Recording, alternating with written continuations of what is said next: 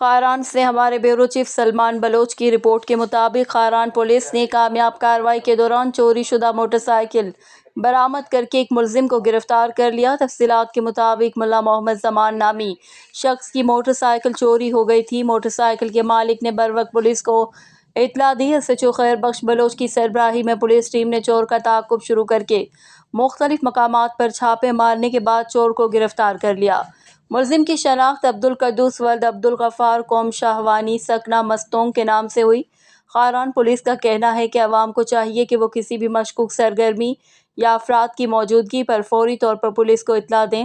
اس کے علاوہ خاران شہر و گرد و نواح میں چوری و ڈکیتی کی وارداتوں میں کمی محسوس کی جا رہی ہے۔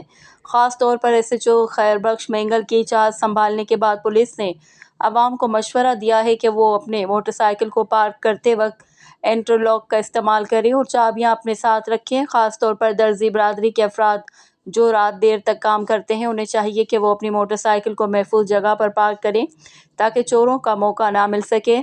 خاران پولیس کی یہ کارروائیاں اس بات کا ثبوت ہیں کہ وہ جرائم پیشہ افراد کے خلاف بے باک ہیں اور عوام کی حفاظت کے لیے ہر ممکن کوشش کر رہے ہیں۔ عوام کو بھی چاہیے کہ وہ پولیس کے ساتھ تعاون کریں تاکہ خاران میں امن و امان کی صورتحال کو بہتر بنایا جا سکے۔